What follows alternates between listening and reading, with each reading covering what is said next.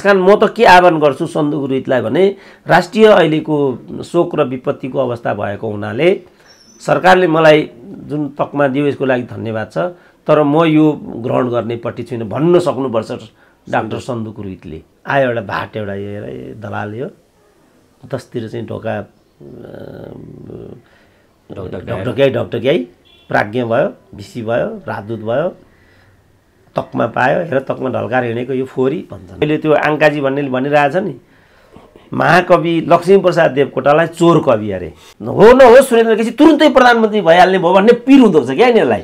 कुलमानले पनि भनिसकेको छ मेरो लागि सडकमा नआइदिनुहोस् भनेर। किन कुलमानलाई यिनीहरूले जे किसिमको दुर्व्यवहार गरे निर्वाचनबाट हामीले यसको हिसाब लिनुपर्छ।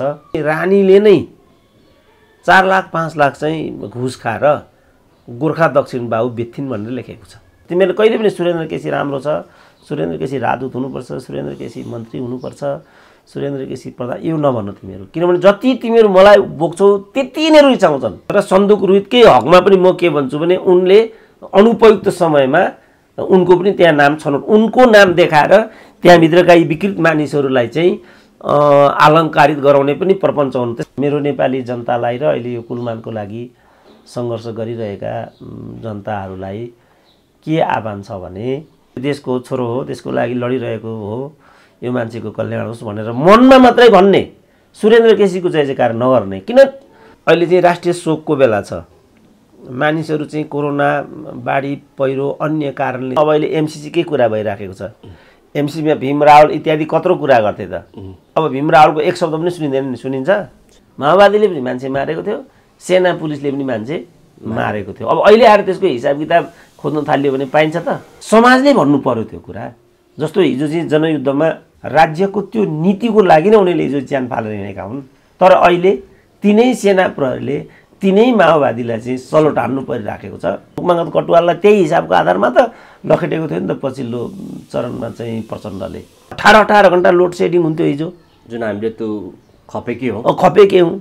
त कुलमान त्यहाँ आएपछि जब हामी लोड सेडिङ मुक्त भयौँ भने त अब यो त कुलमानलाई भन्दा कसलाई दिने त? त्यसो भने यो ती भाले नेताहरूले चाहिँ सचिवालयको प्रपञ्च गरेर अरू त्यहाँ पुग्दै नपुग्ने प्रपञ्चका साथ योजनाबद्ध यो सचिवालय भन्ने यिनीहरूले खडा गरेको थियो। भीम रावललाई के लाग्यो भने आफू त लामो समयसम्म चाहिँ वर्चस्वमा बसिराखेका, नीति निर्णयमा बसिराखेका, अब त मन्त्रीबाट मात्रै पनि वञ्चित भइएन कि नीति निर्णयबाट पनि वञ्चित भयो। अनि उनी चाहिँ त्यसभित्र चाहिँ आक्रोश पोख्न थाले। एमसिसीलाई उनले एउटा एजेन्डा बनाए त्यहाँ, जबकि विगत समयमा एउटा क्याबिनेटमा उनी आफै थिए जहाँ एमसिसीको बारेमा उनको कुनै पनि त्यहाँ हस्तक्षेप अथवा क्रिया प्रतिक्रिया त्यहाँ केही पनि रहेको थिएन। अब त्यो त हुन्छन्, किनभने जनता सदाकाल यिनीहरूको रहिती भएर बस्दैन नि, जनता त उठ्छ। त्यो त मन्त्री हुनको लागि यसले यो सबै गरेको रहेछ। अब मन्त्री पाउने कुरातर्फ विषय केन्द्रित भयो। अब भीम रावल बोल्न छोड्यो भन्न थाले। अब मलाई नै भनिरहेको थियो डाक्टर साहब हजुरले भीम रावललाई पनि सतर्क गराउनुपर्छ, मलाई नै भनिरहेको थिएँ। किनभने जै यिनीहरू कहाँ डिबेट गर्दैछन् भने ती पराजित भएकाबाट पुगेका नेताहरूलाई नै मन्त्री बनाउनु पर्छ। कुलमानले चाहिँ पुनर्नियुक्ति किन नपाउने अरे भनेदेखि नियमले दिँदैन अरे। अहिले तकमा दिनु पनि उपयुक्त छैन। अहिले एक थरी मान्छे रोदनमा रोएर छटपटाएर टुनीखेलमा एक छाक भात मागेर खानुपर्ने, अर्को थरी मान्छेले चाहिँ तकमा विभूषण लगाएर चाहिँ संविधान दिवसमा जानुपर्ने। हामीले भन्यो भने त नपाएर भनिहाल्थे नि यिनीहरूले। जस्तो तकमा विभूषणको हामीले कुरा गरौँ नि, अब मैले यो तकमा विभूषणको बारेमा कन्डेम गरेँ भने आफू पाएन अनि यो भन्दै हिँड्छ भनिहाल्छन्। डाक्टर साहब यहाँलाई एभरेस्ट नेपालमा स्वागत छ। ल हस् धन्यवाद। यो पछिल्लो समय यो जुन यो तकमाको विषयमा पनि एकदम वाद विवाद जस्तो देखियो, यो नहुनुपर्ने उसमा यद्यपि वर्षौँ नै भइरहेको थियो, तर यस्तो बेलामा पनि तकमा दिने 10 करोडसम्मको खर्च भन्ने कुराहरू आइरहेको छ। यसमा हजुरले कसरी दिनुभएको छ यो कुरा चाहिँ, यो तकमाको विषयमा अथवा यो जसलाई दिनुपर्ने त्यसलाई नदिएर जस्तो राष्ट्रिय खेलाडीको कुराहरू पनि आइरहेको छ यसमा चाहिँ? यो जस्तो तकमा भयो, पद प्रतिष्ठाहरू भए, अनि पदोन्नति भयो, नियुक्तिले ओन गरिसकेको व्यक्तिलाई मात्रै त्यस्ता किसिमका अवसरहरूमा तकमा विभूषणहरूमा समेत पनि छनौट गरियो भने अनि समाजले वाहवाही गर्छ। जस्तो अब अहिले डाक्टर सन्दुक रुइतलाई दिएको छ। कसैले पनि सन्दुक रुइतलाई किन दिएको त भनेको छैन। किनभने सन्दुक रुइत भनेको तकमा विभूषण जुनसुकै कुरा भए पनि पाउन लायकको व्यक्ति भन्ने चाहिँ सामाजिक दृष्टिकोण छ। त्यस्तै किसिमले सन्दुक रुइतकै हाराहारीमा कुलमान घिसिङलाई राखेको छ। कुलमान घिसिङलाई किन नदिएको भन्ने प्रश्न अधिकांशको छ। भाइले भने जस्तो राष्ट्रिय खेलाडीको कुरा आयो। राष्ट्रिय खेलाडीहरू त अन्तर्राष्ट्रिय रूपमै मुलुकको ख्याति कमाउने, इज्जत प्रतिष्ठा कमाएर लिएर आउने भन्ने चाहिँ राष्ट्रिय खेलाडीहरू भए। तर तिनलाई नदिएर राष्ट्रिय खेलकुद परिषदको चाहिँ सदस्य सचिवलाई दिइयो भन्ने कुरा भयो। अब सदस्य सचिवलाई दिँदाखेरि पनि अन्यथा त हुँदैन। किनभने खेल व्यवस्थापन गर्ने नेता त फेरि सदस्य सचिव हुन्छ। तर अहिलेको सदस्य सचिवको चाहिँ यो गोकुल बास्कोटाहरूकै जस्तो एउटा विवादास्पद छवि छ। जस्तो भर्खरै उनको पुनर्नियुक्ति भएको छ। त्योभन्दा पहिला उनी एउटा स्कुल चलाएर हिँड्थे। त्यो स्कुलमा चाहिँ यिनी त्रिभुवन विश्वविद्यालयको प्रश्नपत्रहरूको किनबेच गरेर कमाउने मान्छे भन्ने भएको छ। अब त्यस्तो बदनामी पाएको व्यक्तिलाई तकमा विभूषण दिइसकेपछि त यो त बदनाम व्यक्तिहरूलाई दियो भन्ने मान्छेमा चाहिँ मेसेज गयो। जस्तो म अथवा म जस्ता मानिसहरू पनि विचारको दृष्टिकोणले, सूचनाको दृष्टिकोणले, सक्रियताको दृष्टिकोणले, अन्य दृष्टिकोणले समाजमा लागि नै परिराखेका छौँ। तर सुरेन्द्र केसीलाई किन नदिएको त कसैले पनि भनेको छैन। किनभने सुरेन्द्र केसी कुलमान जस्तो, डाक्टर सन्दुक रुइत जस्तो अथवा राष्ट्रिय खेलाडी जस्तो तहबाट तात्विक रूपमा त मुलुकलाई उसले त्यही तहबाट, अन्य तहबाट होला तर त्यही तहबाट त केही पनि गरिराखेको मानिसले अनुभूति गर्दैनन्। त्यस्तो बेलामा सुरेन्द्र केसीलाई किन दिइएन त कसैले पनि भनेको छैन। त्यस्तै किसिमले अरूको कुरा पनि होला। जस्तो अख्तियारकै कुरा छ। अख्तियारका जो प्रमुख हुन् अत्यन्त निन्दनीय र बदनाम व्यक्ति, उनले चाहिँ अख्तियारलाई नै दुरुपयोग गरेको र राष्ट्रिय अपराध गर्ने, जस्तो बालुवाटार खाने विष्णु पौडेल अथवा सर्वोच्चमा न्यायाधीश भएर गएका न्यायाधीश मार्का जो एक प्रकारले राष्ट्रिय अपराधीहरू नै हुन् नि तिनीहरू त। त्यस्तो किसिमको अपराध गर्नेहरूको फाइललाई चाहिँ तामेलीमा पठाउने, यो आयल निगम सिद्ध्याउने भरतबहादुर खड्का टाइपका भ्रष्टाचारीहरू, तिनीहरूको फाइल पनि, किनभने त्यो यति भ्रष्टाचार छ त्यो जग्गा खरिद प्रकरणमा, आयल निगममा, त्यस्तो अपराध गर्ने चाहिँ अपराधीहरूलाई बोक्ने काम गरिआएको थियो अख्तियारको चाहिँ प्रमुखले। त्यस्तालाई नै चाहिँ विभूषण गरिदियो। अरू पनि कतिपय जसले चाहिँ पदमा हुँदाखेरि कहिल्यै पनि राष्ट्रको सोझो गरेका छैनन्, राष्ट्रको विचलनमा नै उनीहरूको चाहिँ भूमिका योगदान रहेको छ। हिजो अहिले आएर गुणगान गायो भन्दैमा, सरकारको तरफदारी गर्यो भन्दैमा, अनि यिनीहरूलाई जसरी चाहिँ तकमा विभूषण दिने निर्णय सरकारले गर्यो, विवादमा पर्नुपर्ने कारण चाहिँ त्यो हो नम्बर फर्स्ट। नम्बर टू, अहिले चाहिँ राष्ट्रिय शोकको बेला छ। मानिसहरू चाहिँ कोरोना, बाढी, पहिरो, अन्य कारणले चाहिँ धमाधम ज्यान गुमाउनु बाध्य भइराखेका छन्। एक छाक खान दिन सक्ने स्थिति बनिरहेको छैन। ठुलो सङ्ख्याले चाहिँ टुनी खेलमा एक छाक भातको लागि कुकुर बिरालाको जस्तो लाइनमा लागेर, मान्छे भएर मागेर लाइनमा लागेर खानु भनेको त पशुको जस्तो अवस्था भएन। आज मान्छे त्यो अवस्थामा तडपिरहेको बेला यिनीहरूले चाहिँ 10 करोडको यो तकमा विभूषण इत्यादिमा खर्च गरे भन्ने छ। र यो मिल्छ कि मिल्दैन, अहिले 1 वर्ष यसलाई ड्रप गरे के पर्ला भन्ने कोणबाट पनि मान्छेले प्रश्न उठाइराखेका छन्। किनभने गत वर्षको तकमा पनि वितरण गरिएको छैन भन्ने छ।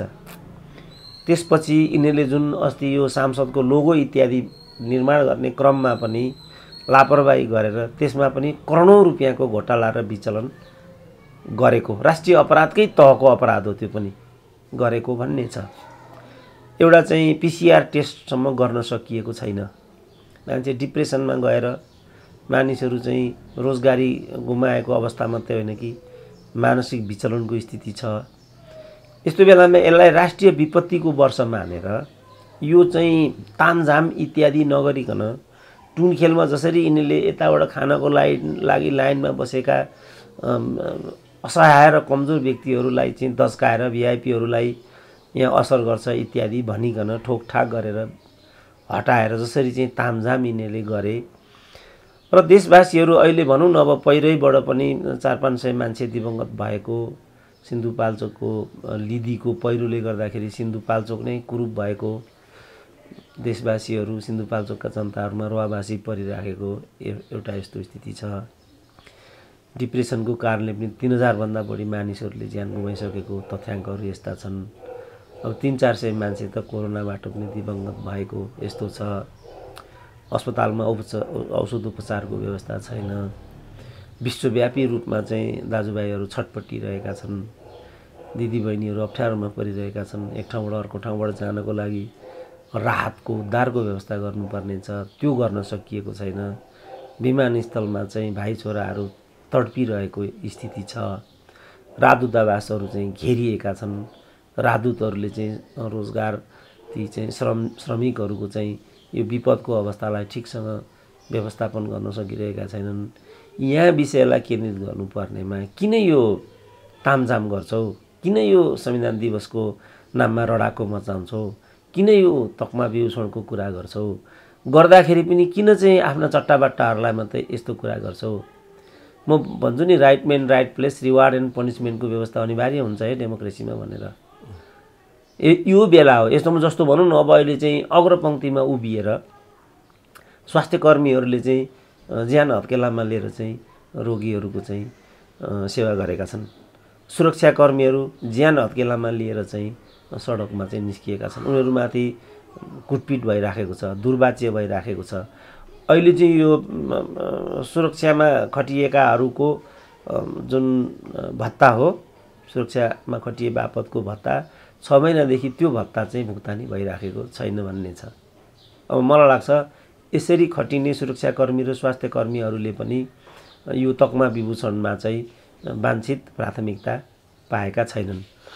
त यहाँ क्याटेगोराइज गरेर अहिले चाहिँ राष्ट्रिय विपत्ति छ र यो राष्ट्रिय विपत्तिमा जसले चाहिँ सक्रियता साथ चाहिँ देश र देशवासीको उद्धार र चाहिँ कल्याणमा स्वयंलाई चाहिँ अहोरात्र खटेको छ, योगदान गरेको छ, ज्यान नै हत्केलामा लिएर पनि जसले यसमा चाहिँ अहोरात्र आफूलाई तत्परताका साथ उभ्याएको छ, त्यो सेक्टरलाई मात्रै छुट्याएर हामीले सम्पूर्ण साधन स्रोत तकमा विभूषण यावत कुराहरू यसमा केन्द्रित गरिराखेका छौँ। अन्यले यसमा चित्त नदुखाउनु होला। अपरिहार्य जस्तो राष्ट्रिय खेलाडी भए, सङ्गीतका माध्यमबाट भए, अन्य तरिकाबाट विपद आपदमा परेकाहरूलाई ज्यानको जोखिम ज्यानलाई जोखिममा राखेर उद्धार कार्यमा खटिएका जस्तो पहिरोको होला, यो पानी इत्यादिमा उद्धार गर्ने क्रममा होला, यो जङ्गली जनावर इत्यादिको आक्रमणबाट घाइते हुनेहरूलाई बचाउने क्रममा होला, आगजनीको क्रममा होला। यस्तोमा चाहिँ हामी यो चोटिको तकमा विभूषणलाई केन्द्रित गर्न गइरहेका छौँ र त्यहाँ समर्पित भावले काम गरेकाहरूलाई तकमा विभूषण दिएर एउटा छुट्टै खालको पद्धति परम्परा र मानक स्थापना गर्न गइराखेका छौँ। अन्यले यसपल्ट चित्त नदुखाउनु होला, हामीहरू यहाँ केन्द्रित छौँ भन्दै खास गरी गुणवत्तापूर्ण बनाउने जस्तो एकदम सानो सङ्ख्यालाई दिने र जसलाई दिएको छ त्यो एकदम डिस्टिङ्क्ट हुनुपर्ने र जसले त्यो तकमा विभूषण चाहिँ ग्रहण गरेर अथवा त्यसलाई चाहिँ पहिरेर हिँडिराखेको हुन्छ त्यो देख्ने बित्तिकै बाँकी मानिसहरूको शिर चाहिँ श्रद्धाले स्वतः निहुरिने यो परम्परा र पद्धतिमा जानुपर्नेमा त्यहाँ नगएको हुनाले भर्खरै मैले ऋषिकुमार पाण्डे भन्ने दरबारका त्यति बेलाका सैनिक सचिव हुन्, उनको एउटा किताब राजदरबार भन्ने किताब पढेको थिएँ। त्यहाँ उनले चाहिँ यो गोल्छा सोल्छा इत्यादि भनेका जो उद्यमीहरू हुन् तिनीहरूलाई चाहिँ रानीले नै 4 लाख 5 लाख चाहिँ घुस खाएर गोर्खा दक्षिण बाहु बेच्थिन् भनेर लेखेको छ। त्यो बेला पनि तकमाहरू स्वयं रानीले नै बेच्ने नै। त अहिले पनि यिनीहरूले या त यो त्यही पद्धतिबाट किनबेच गरेको होइन भने यो अख्तियारको प्रमुख जस्तो जुन राष्ट्रिय बेइमानी गर्ने पदको दुरुपयोग गर्ने जो आपराधिक मनोवृत्तिको तत्त्व हो अथवा यिनीहरूका निर्वाचन क्षेत्र सुरक्षित गरिदिने अथवा चुनावी दृष्टिकोणले भोलि काम लाग्ने सम्भावना भएका अथवा तेरो मेरो आधारमा जस्तो अहिले नै के भनिरहेछ भनेदेखि जस्तो गृहको यसमा हालिमाली भयो रक्षाको हालिमाली भयो भन्ने खालको कुरा ल्याइराखेको छ र उनीहरू भ्रष्ट भनेर बदनाम भएका पात्रहरू भएको हुनाले उनीहरूले चाहिँ सायद यो रानीवाला नै चरित्र यहाँ पनि हाबी छ कि भन्ने कोणबाट पनि मान्छेले कुरा उठाइराखेका छन् र छिछि दूर गरिराखेका छन्। अब सिधा भन्दाखेरि तकमाको पनि किनबेच जस्तो देखियो भन्नु। अब त्यो मैले भने नि अब ऋषिकुमार पाण्डेले जुन लेखेको कुरा रानीले नै त्यो गर्ने भनेपछि जबकि राजाका पालामा यी चिजहरू त्यति बदनाम हामीले सुनेका थिएनौँ नि। गोदवा लाउने इत्यादि लाउने भनेपछि पनि मान मनितो इज्जत प्रतिष्ठा इत्यादि त्यसको तामझाम हुने नै गरेको हामी सुन्थ्यौँ। तेरो मेरो गरेर दिन्थे राजाका भाटहरू भक्तहरू यस्ता किसिमका मानिसहरू नै त्यहाँ पर्थे भन्ने कुरा त डन जस्तै छ। तर पैसै खाएर यसरी बिक्री बट्टा गर्थे भन्ने कुरा छ्यास्छ्यास्ती सडकमा त बाहिर थिएन नि त। जस्तो अहिले नै पनि जस्तो अख्तियारकै पनि मलाई यी नै कतिपयले मेसेन्जरमा खबर पठाए डाक्टर साहब अब यो नियुक्तिलाई लिएर चाहिँ मोलतोल सुरु भएको रहेछ हजुरले यो पनि प्रश्न उठाइदिनु पर्यो। अख्तियारको प्रमुखको 10 करोड आयुक्तहरूको चाहिँ 5 करोडमा चाहिँ यसको अहिले मूल्य निर्धारण भएको रहेछ यो चाहिँ धज्जी उडाइदिनु पर्यो भनेर मलाई मेसेन्जरमा खबर पठाइरहेको थिए मान्छेहरूले। अब त्यो होइन होला तर अब किन यहाँ त जस्तो कि ओम्नी समूहको कि यति समूहको कि चाहिँ मारवाडी समूहको कि दुग्गड समूहको विनोद चौधरी टाइपका के जाति यी रूपज्योति कोनिके ज्योति भन्ने टाइपकाहरूलाई मात्रै चाहिँ दिइरहेको हुन्छ नि। जस्तो राजाले पनि क्याबिनेट बनाए यस्तै मान्छेहरूलाई छनौट गरे। अब अहिले यिनै विनोद चौधरीलाई पनि गएको टर्ममा चाहिँ एमालेबाट कोटाबाट थिए यो चोटि काङ्ग्रेसको कोटाबाट छन्। अब खेतानहरूलाई पनि लगिराखेको छ। त यी साहुहरू यी उद्यमीहरू हुन् यिनले चाहिँ रोजगारी सिर्जना गर्छन् यिनले मुलुकको अर्थतन्त्र विकास गर्छन् यिनीहरूलाई पदको पछाडि लाग्नुपर्ने त केही पनि कारण छैन नि त। के कारण पर्यो होला यिनीहरू चाहिँ दल बदलिकन चाहिँ सांसद मन्त्री हुने दौडमा लाग्छन् त भन्दा मान्छेलाई के लाग्यो भने एमाले 5 करोड माग्यो होला शेरबहादुर अलिकति निम्सरो खालको भयो 2 करोडमै माने होला अनि 5 करोड दिनुको सट्टा 2 करोडमा उसले सांसद पद किन्यो होला। एउटा दृष्टान्त मात्रै मैले भनेको उदाहरणको रूपमा मात्रै मैले प्रस्तुत गरेको। अब खेतानको हकमा यही होला गोल्साको हकमा यही होला अन्य साहुहरू छन् त्यहाँ जस्तो शैक्षिक माफियाहरू पनि ती छन् हैन गीता राणा ती छिन् उमेश श्रेष्ठ ती छन् यो मेडिकल माफियाहरू पनि त्यसरी नै लाग्छन्। त्यो भएपछि मान्छेलाई के लाग्यो भने राजदूत पद पनि किनबेचमै गयो मन्त्री पदहरू पनि किनबेचमै गए तकमा विभूषणहरू पनि किनबेचमै गए। यो कारणले यति बढी विवादास्पद यो बन्न कसैले पुरस्कार पायो कसैले मदन पुरस्कारै पायो कसैले अन्य पुरस्कारहरू नै पाए अनि योग्यले राम्रो कृतिले पायो कसैले पनि भन्दैन नि। जस्तो डाक्टर साहब हजुरले जुन भन्नुभयो अहिले यो जुन यो तकमाको कुरा गर्दाखेरि पनि यस्तो भयो। अब यसमा पनि जनता चुपे भएको देखि आलोचना गर्ने त सामाजिक सञ्जाल त्यो त प्रशस्त देखिन्छ। जस्तो यो सांसद किनबेच अथवा बन्ने सर्ने कुरामा जनता त चुप भयो भए तर ती पार्टीभित्र पनि धेरै त्याग तपस्या गरेर त्यो ठाउँमा आएको मान्छेहरू त्यो नपाएको देखिन्छ। तर आजबाट भोलि जस्तो विनोद चौधरीकै इक्जाम्पल दिउँ हिजोसम्म एमालेमा थियो भने आज कसरी हुन्छ आफ्नो कसरी बाटो बनाएर सांसदै भएका छन्। यो चाहिँ ती भित्रका त्यस्तो त्याग तपस्या गरेर काङ्ग्रेसले आवाज नउठाउनुको कारण चाहिँ के जस्तो लाग्छ हजुरले? त्यसमा 2-3टा कारण भए। पहिलो कुरा बडाले जे गर्यो हुन्छ सर्वसम्मत। अब त्यो नेतृत्वले गरेको छ अब नेताले गरिसकेपछि नेताले गरेको निर्णय हो हामीले चाहिँ यसमा आवाज उठाउनुको के अर्थ हुन्छ र भन्ने एउटा त्यो हो। अनि नम्बर 2 मा कसैको चित्त किन दुखाउने कसैलाई केही पनि कुरा भनेर किन चाहिँ आफू बेकारमा उसको नजरमा अनि अलिकति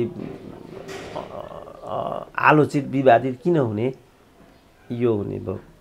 नम्बर 3, अहिले नै पनि सोसियल मिडियामा मैले देखेँ पाएकाहरूले पाएकोमा रिस गर्ने होइन, आफू पनि त्यस्तै राम्रो काम गरेर पाउने लाइनमा जाउँ न भनेकोसम्म पनि मैले देखेँ। जस्तो मैले आलोचना गरेँ भने यसको व्याख्या त यसरी नै हुने भयो, आफू पाएन अनि अन्ठसन्ठ भनेर हिँड्छ, यो अर्थ त्यहाँ लाग्न जाने भयो। मनौ त्यस्तो भइसक्यो। त्यस्तो जस्तो मैले भने नि, यो मैले भन्ने बित्तिकै अनि आफू पाएन, आफू पाएको भए त यो त एकदम राम्रो छ, किनभने त्यस्तो छ नि त, प्रवृत्ति नै त्यस्तो छ नि त, समाजमा संस्कारै त्यही भन्यो। पाउनेहरूको एउटा दृष्टिकोण जस्तो भन्नु, अब अहिले एमसिसीकै कुरा भइराखेको छ, एमसिसीमा भीम रावल इत्यादि कत्रो कुरा गर्थे त, अब भीम रावलको एक शब्द पनि सुनिँदैन, सुनिन्छ? नसुन्ने बित्तिकै मान्छेले के आरोप लगायो भने मन्त्री हुनको लागि यसले यो सबै गरेको रहेछ। अब मन्त्री पाउने कुरातर्फ विषय केन्द्रित भयो, अब भीम रावल बोल्न छोड्यो भन्न थाले। अब भीम रावलसँग त मैले यसमा कुरा गरेको त छैन, यो कुरा चाहिँ झुटो पनि हुनसक्छ तर सत्य पनि हुनसक्छ। अब यही बिचमा भोलि गएर चाहिँ उनी मन्त्री भए मान्यौँ, त्यसमा पनि उनको रक्षा मन्त्री नै हुने भन्ने कुरा छ। अब भोलि यिनले राष्ट्रिय सुरक्षाका दृष्टिकोणले र अन्य दृष्टिकोणले एमसिसी उपयुक्त छैन भनेर चाहिँ हिजो बबन्डर मचाउँदै आएका थिए। मानिलिउँ भोलि रक्षा मन्त्री भए, मानिलिउँ पर्सि यही क्याबिनेटले एमसिसी पारित गर्यो भने अब भीम रावलको स्थिति के हुन्छ त? मैले भने, अब मैले किन भने त समाजमा त एक प्रकारको अन्य मनस्कता र अन्यल तल जाने भयो नि त। जस्तो मलाई भीम रावलकै क्षेत्रका साथीहरूले पनि मलाई नै भनिरहेको थियो, डाक्टर साहब हजुरले भीम रावललाई पनि सतर्क गराउनुपर्छ, मलाई नै भनिरहेको थिए। किनभने यो राष्ट्रियता एमसिसी भनेको नेपाल र नेपाली विरुद्धमा छ र भीम रावलले उठाइरहेको आवाज ठिक छ, तर भीम रावलको पनि मन्त्रीको खेलोमेलोको कुरा भएको हुनाले म तपाईँ भीम रावललाई पनि आलोचनाको केन्द्रमा ल्याउने भएँ। म त मलाई भीम रावलका नै कार्यकर्ताहरूले पनि मलाई त्यसमा चाहिँ नराम्रो अन्यथा मानेनन्। तर यो चाहिँ यसलाई कोइन्सिडेन्ट भन्छ कि अलिकति यो मन्त्री हेरफेर गर्ने कुराहरू आइरहँदाखेरि यो एमसिसी संशोधन गरेर पारित गर्ने भन्ने कुराहरू गरिरहँदाखेरि भीम रावलको मौनता अथवा नोट अफ डिसेन्टमा जुन लीलामणि पौडेलले गरे त्यसमा चाहिँ भीम रावलको त्यो नदेखिएको हुनाले पनि अलिकति मान्छेहरूले यो भीम रावलले पनि मन्त्री पाउने भएपछि यो मौनता देखाए भन्ने पनि तिर अलिकति जोडिए जस्तो। अनि व्याख्या एउटै हो, उनको चाहिँ एजे होलै त्यस पछाडि जब यिनलाई कार्यदलमा लाने कुरा भयो, किनभने यिनी चाहिँ लामो समयसम्म नेकपाको एउटा नीति निर्णयको तहमा एउटा रहिआएको एउटा यस्तो विगत बन्यो यो 20 वर्षको चाहिँ। अब नेताका दृष्टिकोणले उनको त्यस्तो वरियता त होइन, किनभने निकै नै कनिष्ठ हुन् अन्य नेताहरूको तुलनामा, तर उनको हाई ह्यान्डनेस चाहिँ गएको 15-20 वर्ष माथिल्लो तहमा रहने गर्यो। अब मन्त्री भन्ने कुरा त केही छैन, यहाँ जो पनि मन्त्री हुन्छ जे पनि हुन्छ त्यो कुरा सिद्धिहाल्यो, तैपनि मन्त्रीमा पनि उनको चाहिँ ठुलो त्यहाँ चाहिँ किन जस्तो गृह जस्तो रक्षा जस्तो पर्यटन जस्तो उनको चाहिँ प्रभुत्वपूर्ण एउटा स्थिति त्यहाँ रह्यो। त त्यो देखेर जो सोकल वरियतामा रहेका भाले नेताहरू थिए, ती भाले नेताहरूले चाहिँ सचिवालयको प्रपञ्च गरेर अनि मल्लो पिँढीकाहरूको मात्रै प्रभुत्व हुने गरी 9 सदस्यीय सचिवालय बनाउने। त्यो 9 सदस्यीय सचिवालय बनाउनुको मतलब नै त्यो पिँढीको एउटा त्यहाँ एउटा लक्ष्मण रेखा बनाएर सर्टेन पिँढीको नेतृत्व चाहिँ त्यहाँ रहने र अरू त्यहाँ पुग्दै नपुग्ने प्रपञ्चका साथ योजनाबद्ध यो सचिवालय भन्ने यिनीहरूले खडा गरेको थियो, ताकि भीम रावल जस्तो पिँढीका मान्छेहरू त्यहाँ पुग्दै नपुगुन्, माथिल्लो पिँढीका नेताहरूको मात्रै त्यसभित्र चाहिँ आवाज मात्रै पुगोस्। मतलब यिनीहरूलाई सिध्याइदिने नि, सिध्याइदिनै खोजेको हो नि त, यिनीहरूले सिध्याउनै खोजेको हो नि त। त यो दुराशयबाट उनीहरूले त्यो सचिवालय बनाइसकेपछि भीम रावललाई के लाग्यो भने आफू त लामो समयसम्म चाहिँ वर्चस्वमा बसिराखेका, नीति निर्णयमा बसिराखेका, अब त मन्त्रीबाट मात्रै पनि वञ्चित भइएन कि नीति निर्णयबाट पनि वञ्चित भयो। अनि उनी चाहिँ त्यसभित्र चाहिँ आक्रोश पोख्न थाले।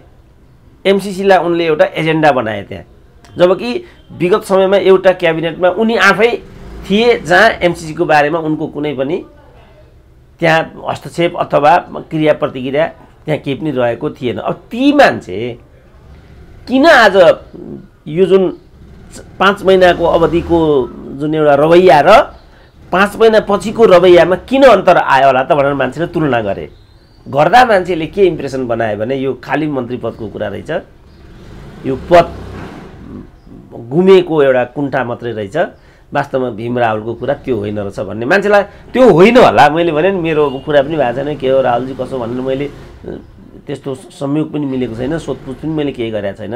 तर मान्छेमा इम्प्रेसन चाहिँ हिजो किन बोलेनन्, त्यसपछि किन बोले, फेरि किन बोल्न छोडे भनेर मान्छेले तुलना गर्यो नि त। तकमाको हकमा पनि यही हो। कयौँ मानिसहरू जस्तो म विचारको हिसाबले दिए कि एउटा सामाजिक दृष्टिकोणले दिए कि अथवा योगदानको दृष्टिकोणले दिए कि वरीयताको दृष्टिकोणले दिए कि सम्पूर्ण मान्छेले त त्यसको चाहिँ प्रो एन्ड कन्स हेर्छ नि त। जस्तो अघि हामीले भन्यौँ नि, जस्तो चाहिँ रोहितलाई दिए, रोहितलाई किन दिए त कसैले पनि भनेको छैन नि, तर कुलमानलाई किन दिएनन् भनेर सबैले प्रश्न उठाए। किनभने यिनीहरू चाहिँ कुलमानले त आखिरी कुलमानको त कतिले कुलमानले भ्रष्टाचार गरे के गरे भनेर बबन्डर गरेको पनि म सुनिराखेको छु, कतिले के भनेको पनि मैले सुनिरहेको छु। हुँदाहुँदै पनि नेपाललाई लोड सेडिङ मुक्त गराएको कुरा त सत्य हो। यी अहिले जुन कुलमानलाई चिलिमेबाट हटाउने जुन यिनकी राधा ग्यावली के भन्ने जुन एकजना महिला नेत्री छिन्, तिनले के भनिरहेको छन्, मैले नियुक्ति गरेको एमडीले महान नेता चाहिँ केपी ओलीको निर्देशनमा लोड सेडिङ मुक्त गरेको, यसमा चाहिँ कुलमानको केही पनि योगदान छैन भनिन्। पत्याउँछ त मान्छेले यो कुरा? ल उनले भनेकै सत्य होला, तर पत्याउँछ त? यसरी जस्तो तकमा विभूषणकै हकमा पनि कसैलाई एकदम चित्त बुझेन होला, एकदम बौखलाटपूर्ण तरिकाले चाहिँ असन्तुष्टि व्यक्त गर्दै आयो होला, तर उसले तार्किक कुराहरू दिएन भने त त्यसलाई मान्छेले सुन्दैन नि। तार्किक आधारमा जस्तो यही कुरामा जस्तो अब कुलमानले, अनि कुलमान के भने उनलाई चाहिँ पुनर्नियुक्तिको कुरा पनि भएन, उल्टो भ्रष्टाचारको कुरा निकालेर चाहिँ संसदीय छानबिन समितिको कुरा नै निकालियो। अनि यो तकमा विभूषणबाट पनि वञ्चित गरियो। त यो सबै योजनाबद्ध रहेछ भन्ने हो नि त। उनले भ्रष्टाचारै गरेको भए पनि, उनले लोड सेडिङ मुक्तिमा उनको मात्रै योगदान नभएको भए पनि आम मान्छेलाई के लाग्यो, लोड सेडिङ मुक्त त नेपाल भएको छ, 18 घन्टा लोड सेडिङ हुन्थ्यो हिजो, जुन हामीले त्यो खपेकै हौँ। त कुलमान त्यहाँ आएपछि जब हामी लोड सेडिङ मुक्त भयौँ भने त अब यो त कुलमानलाई भन्दा कसलाई दिने त त्यसो भने? यो अब जस्तो यही सन्दुक रोहित र चाहिँ कुलमानको कुरा गर्दाखेरि दुर्भाग्यले ती कुलमानको नाम चाहिँ यो सूचीमा पनि छैन। ठिक छ त, उहाँलाई नियमको दृष्टिकोणले, कानुनको दृष्टिकोणले पुनर्नियुक्ति गर्न मिलेन भने पनि यो तकमा विभूषणका माध्यमबाट त सम्मानित गर्न सकिन्थ्यो होला नि त। कतिले महावीर पुनको पनि नाम लिएको म सुन्छु। अब महावीर पुनको सबै कुरा मलाई थाहा छैन के हो कसो हो त्यो म बुझ्दिनँ, तर मान्छेले महावीर पुनलाई पनि त्यहाँ खोजे। अब मान्छेले खोज्यो त, किन मान्छेलाई के लाग्यो भने महावीर पुनले पनि म्याग्दी इत्यादि जनमानसको क्षेत्रमा, ग्रामीण क्षेत्रमा केही कुछ गरेको छ भन्ने चाहिँ पर्यो। अनि त्यसलाई टेकेर उनी यहाँ आइपुगे। यहाँ आएर उनले जे गतिविधि गरिराखेका छन् त्यो गतिविधि चाहिँ समाज रूपान्तरणको लागि हो। यी अरूले पद प्रतिष्ठा इत्यादि लिएका छन् त्यो आफ्नो लागि भन्ने भयो, आफ्नै छोरी बुहारी स्वास्नी यस्तो भन्ने कुरा भयो। प्रचण्डले जति बवन्डर गरे पनि मैले त्याग गरेको, बलिदान गरेको नदेख्ने, मेरा चाहिँ परिवारले मात्रै सुविधा लिएको देख्ने भनेर जुन उनले रोदन गरे, यसलाई मान्छेले मान्दैन नि। किनभने समाजले भन्नु पर्यो त्यो कुरा। जस्तो हिजो चाहिँ जनयुद्धमा उनीहरू चाहिँ समर्पित भएर लागेका थिए, यिनीहरू चाहिँ आतङ्ककारी भनेर लखेट्थे, समाजले मानेन नि। जस्तो हामीले नै यो आतङ्कको कुरा होइन है, यो राजनीतिक कुरा हो, यसमा सामाजिक मुद्दाहरू छन्, उनीहरूले उठाएको सामाजिक मुद्दाहरूलाई चाहिँ सम्बोधन गर्नुपर्छ र मात्रै दिगो शान्तिको बाटो लिन्छ समाजले। त्यसकारण माओवादीलाई आतङ्ककारी भनेर लखेटेर समस्याको समाधान हुँदा हामीले यो भन्यौँ नि। अब देश र जनताको पक्षमा सामाजिक न्याय र रूपान्तरणको लागि आततायी हत्कण्डा नै प्रयोग गरेर भए पनि मुद्दा उठाएको भए त मान्छे त्यसलाई सहँदो रहेछ भन्ने त यहाँबाट देखियो नि त। आखिर त्यो माओवादीले मान्छे त मारेको थियो, कयौँ ठाउँमा निर्दोष मान्छेहरू पनि मरेका थिए। सेना प्रहरीले अनाकमा चाहिँ ज्यान फाल्नु परेको थियो। सेना प्रहरीले ज्यान फाल्न पनि उनीहरू तत्पर भए। किन भन्दाखेरि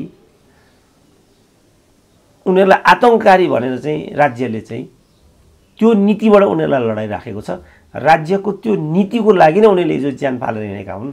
तर अहिले तिनै सेना प्रहरीले तिनै माओवादीलाई चाहिँ सलोट हान्नु परिराखेको छ। प्लस त्यस बापत उनीहरू कोपमा पर्नु पर्यो भने अनि त्यो सेना प्रहरीलाई कस्तो लाग्छ त? हामीलाई आतङ्ककारी भनिकन हिजो मार्न लगाउने, लखेट्न लगाउने, आज त्यही आतङ्ककारीलाई चाहिँ हामीलाई सलाम ठोक्न लगाउने। अनि यसमा तकमा विभूषण पदोन्नति, किन माओवादीले त्यो कुरा त हिसाब गरेर बसिरहेछ। जस्तो रुखमाङ्गत कटुवाललाई त्यही हिसाबको आधारमा त लखेटेको थियो नि त पछिल्लो चरणमा चाहिँ प्रचण्डले। अब त्यो त शत्रु सेनाको रूपमा थिए उनीहरू। शत्रु सेनाको रूपमा रहिरहेको बेला चाहिँ शान्ति सम्झौताको प्रक्रियाबाट उनीहरू चाहिँ एक ठाउँमा आए।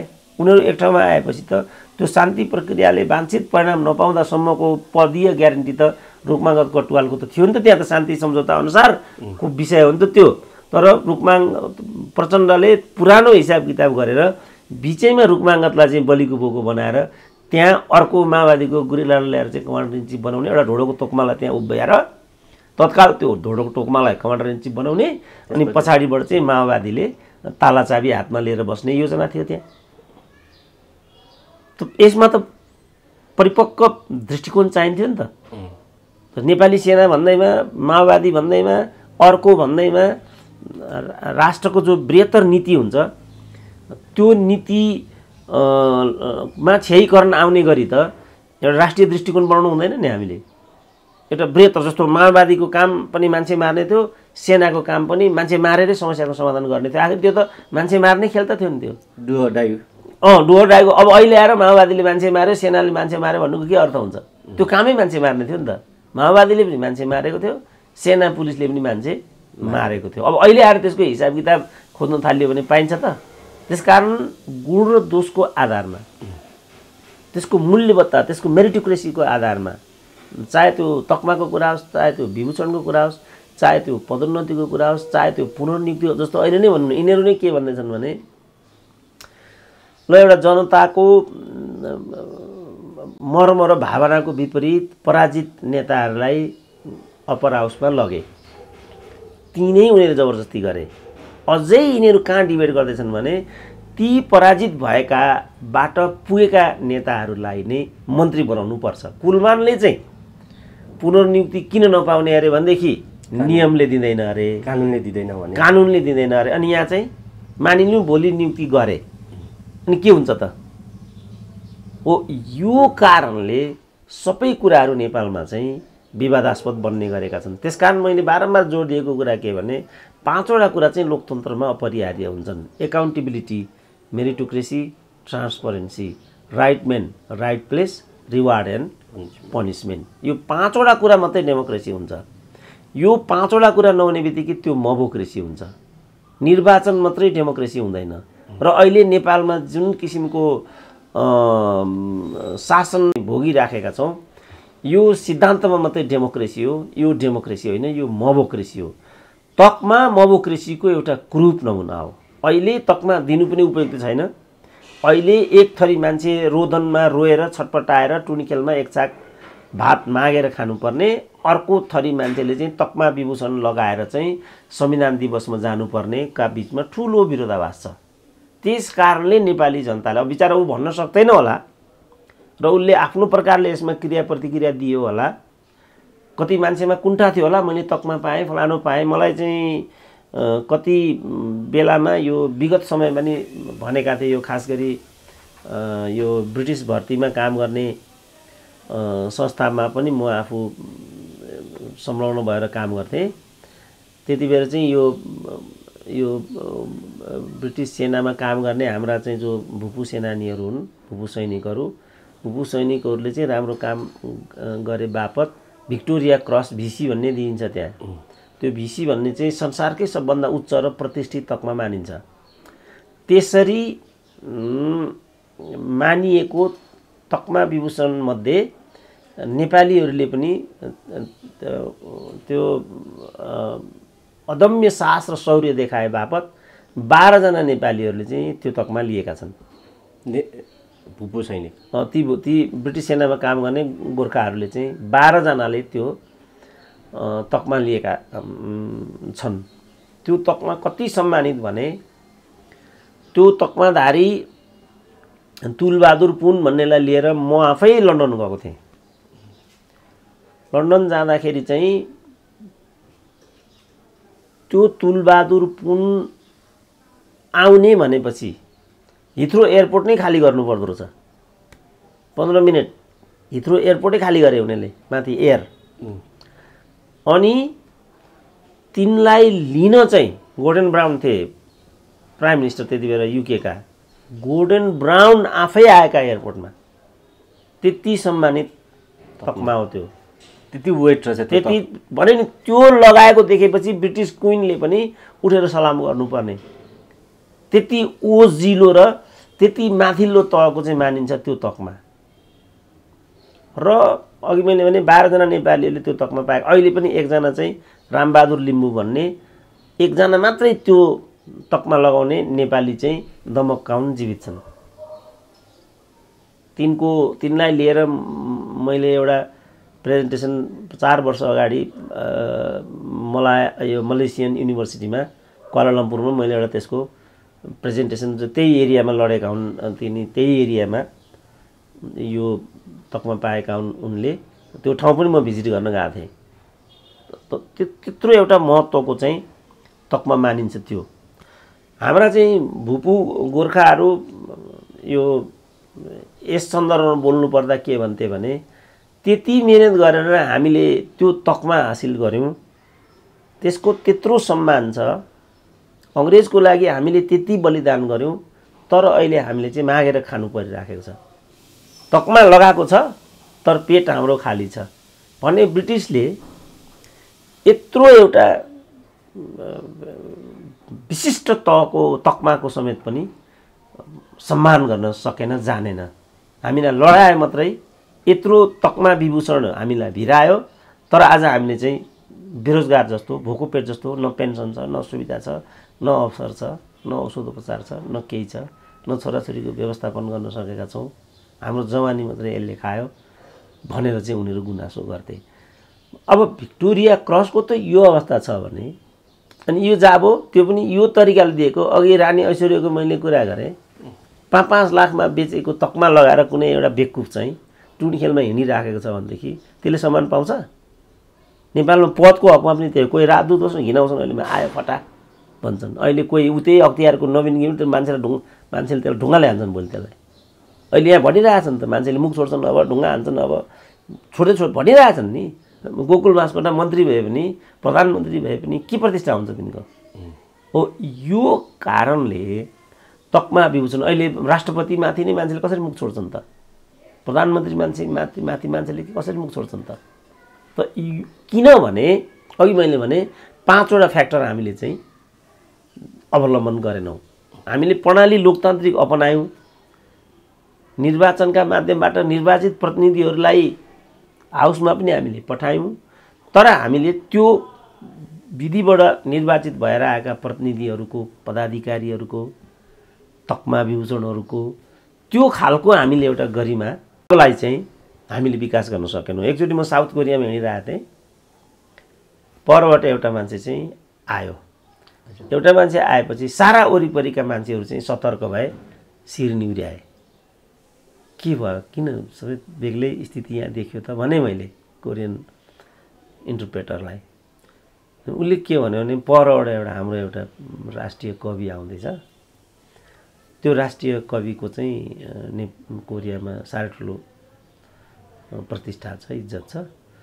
उनीप्रति सम्मान व्यक्त गर्नको लागि मानिसहरू सतर्क भइराखेका छन्। भन्यो त्यो मान्छेले। अब यहाँ नेपालमा कुनै एउटा कवि आयो भने, कुनै एउटा लेखक आयो भने, कुनै एउटा प्रज्ञा प्रतिष्ठानको प्राज्ञ आयो भने त्यसो गर्छन् त। आयो एउटा भाट एउटा यो दलाल यो 10तिर चाहिँ ढोका ढकढक्याई प्राज्ञ भयो, भिसी भयो, राजदूत भयो, तकमा पायो, हेर तकमा ढल्काएर हिँडेको यो फोरी भन्छन्। त्यस कारणले मेरो भनाइ के भने यो 5वटा कुराहरू त्यहाँ हुनुपर्छ र समाजले नै त्यसलाई ओन गर्नुपर्छ।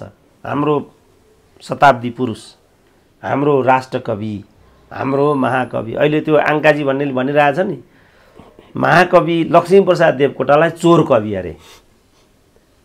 पृथ्वीनारायण शाहलाई थुक्ने मान्छे, पृथ्वीनारायण शाहको शालिगमा थुक्ने, तस्बिर थुक्ने, शालिग तोड्ने फोड्ने। यस्तोमा एउटा के राष्ट्रिय अपराध भनेर त के कानुनी दायराबाट पनि कानुन कठघरामा उभ्याउन सकिन्छ नि, तर त्यो चाहिँ नगरेको देखिन्छ नि। अनि ऊ त्यो कठघरामा उभिएर न्यायालय हेर्ने न्यायाधीश नै चोर भयो भने के हुन्छ त? अनि अब ऊ बालबाटार विचलन गर्ने न्यायाधीश भएर बसेको छ त्यहाँ। अब पार्टीको केन्द्रीय नेता त्यहाँ गएर न्यायाधीश गरेर बसेको छ।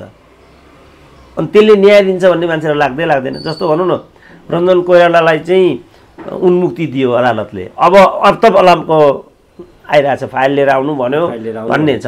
अब पहिल्यै मान्छेलाई थाहा हुन्छ कि यो फाइल किन मगाइयो र अब के हुन्छ भनेर।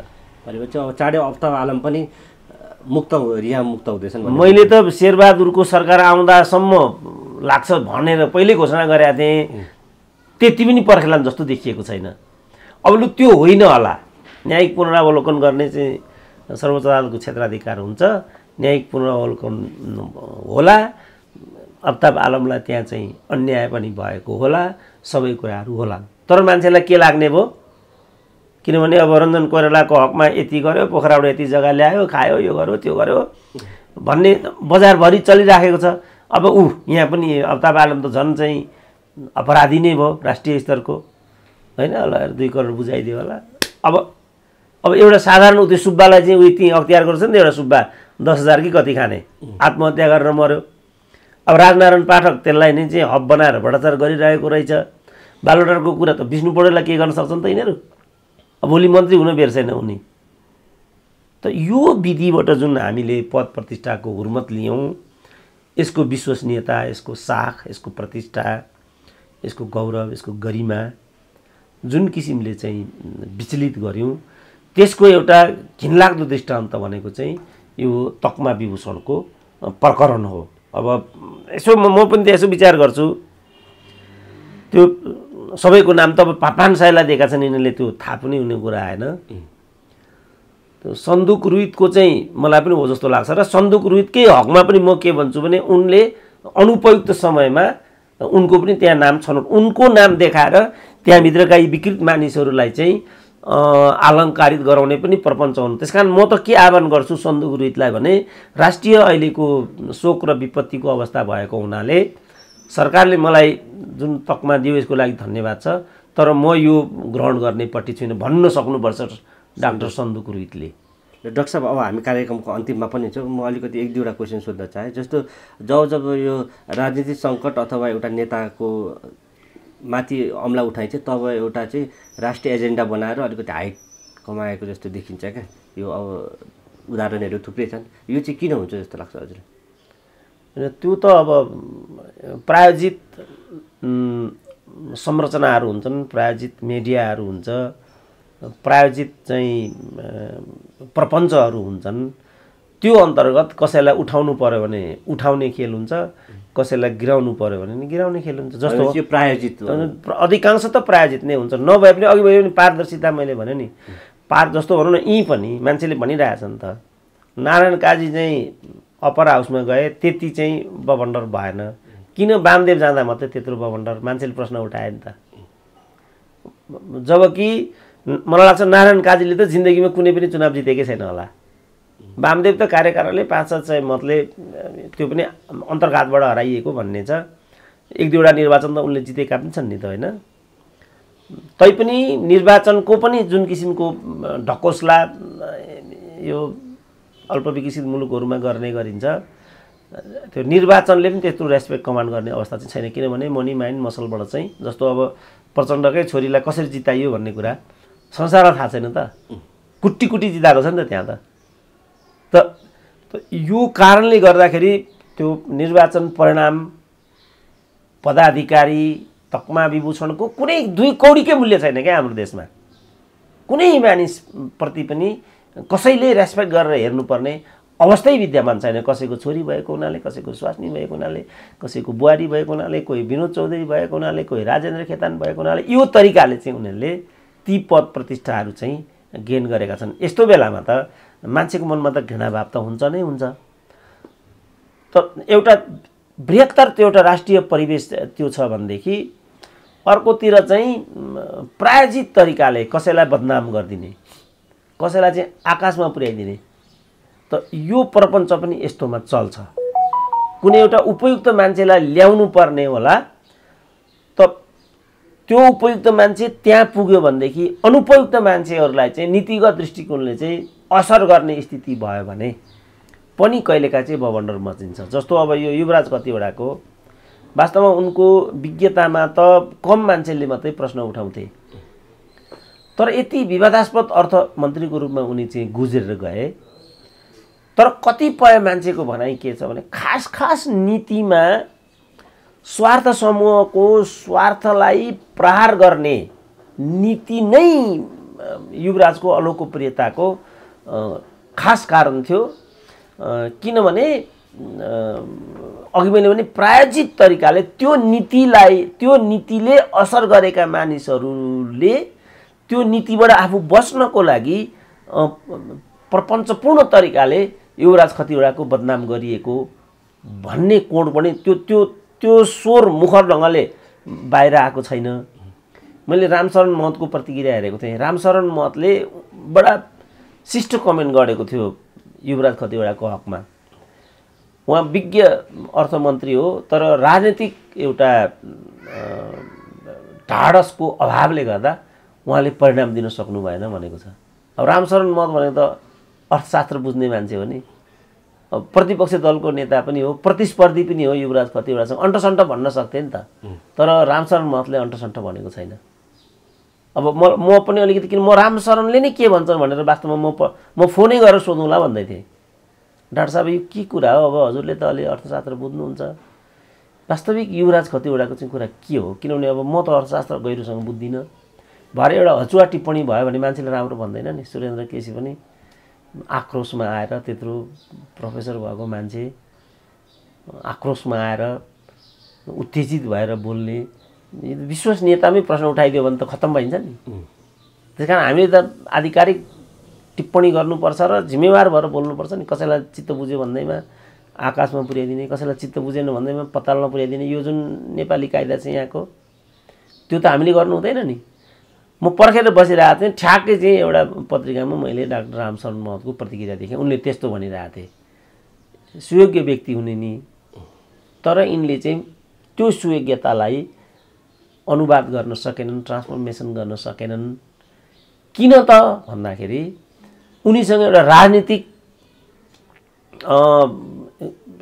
पुँजी थिएन नि त बिचरा। उनी त एउटा टेक्नोक्रेटबाट आएका हुन्, उनी कुनै राजनीतिक नेता पनि होइनन्, कुनै केही पनि होइनन्, उनी त राजनीतिक पृष्ठभूमि पनि होइन। त्यस्तो भएको हुनाले चाहिँ उनले त्यो पदबाट चाहिँ नतिजा दिन सकेनन् भन्ने टिप्पणी मैले रामशरण महतको देखेको थिएँ। मैले यता जस्तो भनौँ न, खास गरी उसले यो सेयर बजारवाला अनि यो जग्गावाला, यो अरू कतिपय औद्योगिक सेक्टरको पनि मान्छे भन्ने छ क्या। जस्तो अब यो चियाको, चाउचाउको, यिनले चाहिँ विदेशी पुँजीलाई प्रवर्धन गर्ने, स्वदेशी पुँजीलाई चाहिँ हेरेस गर्ने नीतिगत रूपमा त्यो स्वार्थ समूहले युवराज खतिवडालाई चाहिँ दुरुपयोग गरेको भनेर म सुन्थेँ क्या। अब यो कुरा त आम जनताले बुझ्दैन नि, मै बुझ्दिनँ कि म पनि इकोनोमिक्सको दृष्टिकोणले त आम बौद्धिक सरहमै भए। एक कोणले चाहिँ विद्युतीय गाडीमा जुन कर लगाइदियो भन्ने कुराबाट चाहिँ अलिकति जनताहरू त्यसमा म अब यो सानो कुरा भएको हुनाले मैले यसलाई उठाएँ। तीभन्दा एकदम ठुला कुराहरू हुने, सेयर मार्केटको कुरा, ल्यान्डको कुरा, जसको ल्यान्डमा चाहिँ जुन किसिमको लगानी थियो, जग्गा दलालहरूको चाहिँ जग्गा दलालहरूको चाहिँ वर्चस्वमा रहेको सेक्टर हो त्यो। त्यसलाई चाहिँ युवराज खतिवडाले चेक गरेको छ, किनभने अदरवाइज नेपालको अर्थतन्त्र नै डुब्थ्यो भन्ने छ क्या बाबु। तिमीले पनि नबुझ्न सक्छौ यो कुरा। जग्गा कारोबारमा चाहिँ ब्याङ्कले चाहिँ करोडौँ अरबौँको चाहिँ लगानी गर्यो, अनि पछि त्यो कुरा अहिले सिद्ध पनि भयो नि। जस्तो अहिले त जग्गा कारोबार चाहिँ यो गाडीको कारोबार इत्यादि ब्याङ्किङ लोनको फ्लो सम्पूर्ण डुबिरहेछ नि त अहिले। त्यसकारण युवराजले चाहिँ यो कुरालाई चेक गरेर राष्ट्रिय अर्थतन्त्रलाई धाराशायी हुनबाट बचाएको हो। राष्ट्रिय अर्थतन्त्र धाराशायी हुनबाट बचाएको भने त ठुलो गिफ्ट पनि त नेसनलाई यो त। तर जुन जग्गा दलालहरू हुन्, जुन अंशियार यो सेयर कारोबारीहरू हुन्, यिनीहरूलाई त फेरि ह्याम्पर भयो नि त। ती तत्त्वले यो प्रोपेगेन्डा गरेको। अघि मैले भने किन यस्तो हुन्छ भन्नेमा म व्याख्या गरिदिएँ कि यस्तो खालको हामी जस्तो अब यो जुन इलेक्ट्रिकल भेहिकल र अर्को एउटा आइटममा चाहिँ नीतिगत भ्रष्टाचार गरेर यसभित्र करोडौँको उनले कुम ल्याए भन्ने जुन कुरा छ चक्लेटको र यो इलेक्ट्रिकल भेहिकलको। अब इलेक्ट्रिकल भेहिकलको पनि यदि त्यो कुरा हो भने यो पनि राष्ट्रिय अपराध हुन्छ उनको। किनभने हामी चाहिँ हाइड्रोमा अलिकति माथि जाँदैछौँ, सरप्लस प्रोडक्सन हुन्छ भन्ने छ, र नै कुलमानलाई त्यहाँबाट हटाउन खोजिएको भन्ने पनि छ। किनभने मुलुक त आत्मनिर्भरतातर्फ जाने भयो नि त। त्यस कारण यी चाहिँ गम्भीर कुरा हुन् बाबु। डाक्टर साहब, अब हामी कार्यक्रम अन्त्यमा चाहिँ एउटा प्रश्न छ। जस्तो हजुरले बारम्बार जनता नागरिक भएन भन्नुहुन्थ्यो, तर अहिले चाहिँ अलि नागरिक भएको जस्तो देख्यो। किनभने कुलमानको पुनर्नियुक्तिको लागि मान्छेहरू सडकमा निकै रगत ताम्बे भएर गोदाइ खाइ पनि त्यसको भोलिपल्ट पनि त्यसरी जबसम्म नियुक्त हुँदैनन् तबसम्म आन्दोलन जारी गर्ने। हजुरले अब साउनी सञ्जना देख्नुभयो होला, एउटा युवकको त टाउको फुटेर पुलिसको गोदाइबाट रगत ताम्बे भएको छ। अब यसलाई के भन्नुहुन्छ? यो अब प्रशासनमाथि पनि अलिकति दमन बढेको देखिन्छ कि लोकतन्त्रमा त यसरी शान्तिपूर्ण आन्दोलन गर्नु पाउनुपर्ने ठाउँमा त्यो पनि अलिकति नपाएको जस्तो अनुभूति जनताले गर्न थालेका छन्। अब यसलाई चाहिँ यो एउटा सत्ताधारी दलको लागि चाहिँ यो एउटा पाठ हो होइन। तर अब यतिमै उनीहरू नागरिक भइहाले भन्ने ठाउँमा अहिले पुग्नु हुँदैन। प्र्याक्टिसमा चाहिँ छन् भन्नु अब त्यो त हुन्छन्, किनभने जनता सदाकाल यिनीहरूको रैती भएर बस्दैन नि। जनता त उठ्छ, त्यो त नियम नै छ। तर यहाँ हामीलाई चाहियो के भने यो असन्तुष्टिलाई यो प्रतिक्रियात्मक रूपमा टाउको फुटाउने रगतको खोलो बगाउने होइन कि यसलाई अब शक्तिमा रूपान्तरण गर्नु पर्यो हामीले। जस्तो मैले भने नि भर्खरै उपनिर्वाचन भयो नि त, भर्खर 6-7 महिना त भयो। त्यति बेर चाहिँ जुन यो लोग्ने ठाउँमा स्वास्नी ल्याउने, बाबुको ठाउँमा छोरा ल्याउने जुन किसिमको पद्धति छ यसलाई धक्का दिनुपर्छ। 1 2 केपी ओलीको जुन शासकीय शैली छ त्यो चाहिँ नेपाली जनतालाई मन नपरेको भने एक धक्का दिउँ न त भनेर मैले भनेको थिएँ। उनीहरूले त्यो गरेनन् नि त। उनीहरूले काहीँ काङ्ग्रेसलाई नै जिताए, काहीँ नेकपालाई नै जिताए। त जनतामा जागरुकता आएन भन्ने देखियो नि त। जनता नागरिक भएको रहेनछ भन्ने देखियो। अब यहाँ आउँ। अब मानिलिउँ यिनीहरूले चाहिँ कुलमानको पुनर्नियुक्ति गर्न चाहिँ बाध्य भयो। यिनीहरूलाई एकदम लाजले, हुन त यिनीहरूको एकम लज्जा त्याज्यति सर्वत्र विजयी भए त यिनीहरू निर्घिनी निर्लज्ज भएर गइसकेका यिनीहरूलाई छुँदैन। तैपनि कुलमानलाई कानुनी नदिने भनिरहँदा अब यिनीहरूले वामदेवहरूलाई के गर्दा रहेछन् भन्ने चुनौती। अब वामदेवहरूलाई त मन्त्री नभई भएको छैन। अब यिनीहरूलाई धर्म सङ्कटको स्थिति चाहिँ त्यहाँ आउँदैछ। वामदेवहरूलाई बनाउनै पर्ने भयो भने त मलाई लाग्छ कुलमानको नियुक्ति तुरुन्तै भइहाल्छ। अब होइन भने अप्ठ्यारो हुन्छ। 1 कुलमानलाई नियुक्ति नदिएको अवस्थामा यिनीहरू त अझ नाङ्गिन्छन्। अनि भोलि चाहिँ विद्युत क्षेत्रमा चाहिँ अस्तव्यस्तता आयो भने झन् नाङ्गिन्छन्। त जनताहरू अझ क्रुद्ध हुन्छन् नि त। त्यसपछि यिनीहरूलाई जुन निर्वाचनका जुन प्रक्रियाहरू फेरि आउँछन् त्यसबेला यिनीहरूलाई यति दण्डित गरिदिनुपर्छ जनताले, त्यसपछि मात्रै यिनीहरू चाहिँ जनतासँग चाहिँ डराउन थाल्छन् र ओहो जनता त अझै शक्ति रहेछ भन्ने ठाउँमा यिनीहरू उभिन्छन्। त्यो अवस्था चाहिँ नेपाली जनता रैती हुँदै जनताबाट नागरिक भएको अवस्था चाहिँ हुनेछ। मेरो नेपाली जनतालाई र अहिले यो कुलमानको लागि सङ्घर्ष गरिरहेका जनताहरूलाई के आह्वान छ भने तिमीहरूले प्रतिक्रियात्मक र कुलमानले पनि भनिसकेको छ मेरो लागि सडकमा नआइदिनुहोस् भनेर। किनभने जति तिमीहरू यति भन्छौ त्यति कुलमानलाई प्रत्युत्पादक हुन्छ भनेर मैले हिजै भनेको हो किन? हजुर, हामीलाई बारम्बार हामी यो भनिराख्नु पर्छ। यो नभन है, जति तिमीहरू यसो गर्छ। जस्तो मैले मेरो हकमा पनि भनेको छु, तिमीहरूले कहिले पनि सुरेन्द्र केसी राम्रो छ, सुरेन्द्र केसी राजदूत हुनुपर्छ, सुरेन्द्र केसी मन्त्री हुनुपर्छ, सुरेन्द्र केसी प्रधान, यो नभन्नु तिमीहरू। किनभने जति तिमीहरू मलाई बोक्छौ त्यति यिनीहरू रिसाउँछन्।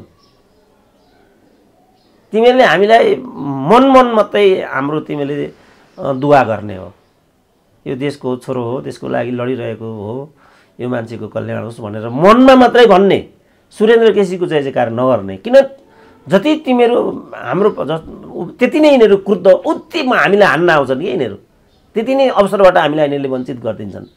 त अहिले पनि भनौँ न, अहिले हिजो पनि मैले देखिरहेको थिएँ, यिनीहरूले नयाँ क्याबिनेट बनाए यो जनसमुदायले, सुरेन्द्र केसी परराष्ट्र मन्त्री भनेर। एक हप्ता अगाडि देखिरहेको थिएँ सुरेन्द्र केसीलाई विदेश मन्त्री बनाउनु पर्यो। अब के बनाउनु पर्यो, आर्थिक विषयमा बोलिरहेको हुन्छु, अर्थमन्त्री, किसानहरूको हकमा पनि बोलिरहेको हुन्छु, कृषि मन्त्री बनाउनुपर्छ। यिनीहरूले त एउटा माओवादीको एउटा लठुवाले मलाई भनेकै थियो, यो के एउटा यति नराम्रो शब्द यसले प्रयोग गरेर वाहियात भन्यो, यस्तै के भन्यो सुरेन्द्र केसी अब देशको प्रधानमन्त्री के भनिरहेको थियो सोसियल मिडिया पर। त्यति बेला सोच्दैनन् क्या त्यति हो नहोस् सुरेन्द्र केसी तुरुन्तै प्रधानमन्त्री भइहाल्ने भयो भन्ने पिर हुँदो रहेछ क्या यिनीहरूलाई। त त्यस कारणले कुलमान लाई यिनीहरूले जे किसिमको दुर्व्यवहार गरे, निर्वाचनबाट हामीले यसको हिसाब लिनुपर्छ। अनि अझ आफूलाई जागरुक बनाउने, शिक्षित बनाउने, पढ्ने, अध्ययन गर्ने, मनन गर्ने, उत्पादनमा लाग्ने, आत्मनिर्भर हुने, आफू पनि आत्मनिर्भर हुने, मुलुकलाई पनि आत्मनिर्भर बनाउने, त्यो भयो भने मात्रै हामी सशक्त हुन सक्छौँ। अर्काको मागेर खानु पर्यो भनेदेखि टुनी खेलमा भात मागेर खानुपर्ने पङ्क्तिले देश र जनताको लागि, नागरिक हकको लागि लड्न सक्छ? जो एक छाक भातको लागि त्यहाँ 4 घन्टा उभिएर चाहिँ निनाउरो मुख लगाएर चाहिँ उभिनु परेको छ भने त्यसले नागरिकको भूमिका चाहिँ अदा गर्न सक्छ? त्यो सम्भव छ? त्यो सम्भवै छैन, त्यो कल्पनै गर्न सकिँदैन। तर पनि के भने प्रतिक्रियात्मक रूपमा नेपाली जनताहरू जागरुक भएर आइरहेका छन्। अब म आह्वान गर्छु युवा विद्यार्थीहरूलाई, बौद्धिकहरूलाई, सचेत कर्मचारीहरूलाई, मिडिया क्षेत्रका साथीहरूलाई। अस्ति मलाई प्रसन्नता भयो, यो थारू कल्याणकारीले आयोजना गरेको कार्यक्रममा एउटा थारू युवाले चाहिँ यो सब बिगारेको नै मिडियाले हो। र म आफू मिडियामा काम गर्ने मान्छे हो। म चाहिँ त्यति बेला कान्तिपुरमा काम गर्थेँ, त्यसपछि मैले अन्नपूर्णमा काम गरेँ, अहिले म देश सञ्चारमा काम गर्छु। कैलालीको विषय बिगारेको नै मिडियाले हो भनेर भन्यो।